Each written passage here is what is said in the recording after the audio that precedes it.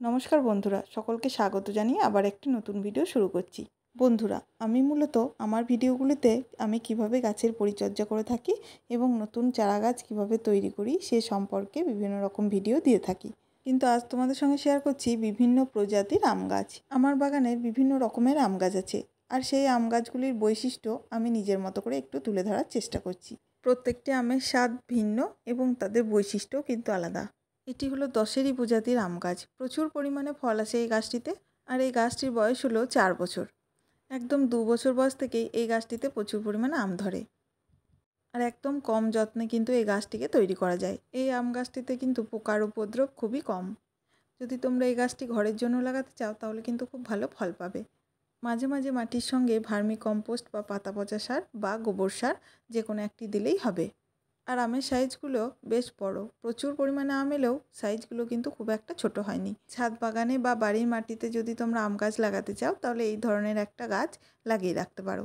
অন্যান্য আমগুলো যেমন ভিতরে পোকা ঢুকে নষ্ট করে দেয়, এটা কিন্তু তা হয় না। আমের মধ্যে একটুখানি রং ধরতেই আমটা খসে যায়, আর তারপর বাড়িতে 2 দিন রেখে দিলেই একদম খাওয়ার উপযুক্ত। আর আমটা কিন্তু প্রচণ্ড মিষ্টি হয়, আর তার সঙ্গে একটা সুন্দর সুগন্ধও থাকে। যতগুলো আম গাছ বাড়ির মধ্যে আছে তার মধ্যে সবথেকে বেশি পরিমাণে আম এই গাছটি থেকেই আমরা পেয়েছি। তবে এই আমের বীজ তুলনামূলকভাবে একটু অন্যান্য আমের তুলনায় মোটা হয়। আর মুকুল ধরার পর থেকে আমরা কোনো রকমভাবে কোনো কীটনাশক ব্যবহার করিনি। আর কথা বলতে বলতে আমি কিন্তু অনেকগুলো আম পেড়ে ফেলেছি। বাড়ির প্রত্যেকটা গাছে অল্প অল্প করে আম পাড়তে পারতে এই ঝুড়িটার 1 ঝুড়ি আম আমি করে ফেলেছিলাম। আমগুলো একদম হাতের নাগালের মধ্যে ধরার জন্য পাড়তে বেশ মজাও লাগছিল। আর একটি সবথেকে বড় বৈশিষ্ট্য হলো একদম পেকে গেলেও এর ভিতরটা কিন্তু বেশ শক্ত থাকে। আর জ্যৈষ্ঠ মাসের মাঝামাঝি সময় করে এই আমটা পাকতে শুরু করে। যে আমগুলোর হলুদ হলুদ রং হয়ে গিয়েছিল প্রায় সব আমগুলোই আমি এখানে পেড়ে ফেলেছি। চলো অন্য একটি গাছে তোমাদের নিয়ে যাই। এইটা কাটিমন প্রজাতির আম। এটা প্রায় বছরে 3 বার ধরে। পাকলে কিন্তু এই আমটিও খুব মিষ্টি হয়। আর উপর দিকে কিছু মুকুল ধরে আছে আর নিচের দিকে আমগুলো পাকতে শুরু করেছে। এইটা হলো মল্লিকা প্রজাতির একটি আম। অনেকটা আম্রপালির মতো দেখতে এই আমটি, তবে গোড়ার দিকটা একটু লাল লাল হয়ে যায় পাকলে। আর এটাও কিন্তু খুব সুস্বাদু আর মিষ্টি। তবে এগুলো কিন্তু জ্যৈষ্ঠ মাসে পাকে না, এগুলো প্রায় আষাঢ় মাসের মাঝামাঝি সময় করে পাকতে শুরু করে। এখন তোমাদের দেখাচ্ছি 12 মাসি সুর আম। এটাও প্রায় বছরে 2 থেকে 3 বার ধরে। উপর দিকে দেখো কি সুন্দর মুকুল ধরে আছে, আর নিচের দিকের আমগুলো কিন্তু কিছুদিনের মধ্যেই পাকতে শুরু করবে। উপরের দিকেও কিন্তু প্রচুর মুকুল এসছে, এগুলো থেকেও আমরা বেশ কিছু আম পেয়ে যাব। তোমরা যদি 12 মাসি কোনো আম গাছ লাগাতে চাও তাহলে এই ধরনের আম গাছ লাগাতে পারো। এখন তোমাদের দেখাচ্ছি ন্যাংরা প্রজাতির আম। এই আমটিও মোটামুটি আমরা সবাই চিনি, আর এর সাইজগুলো কিন্তু বেশ বড় হয়।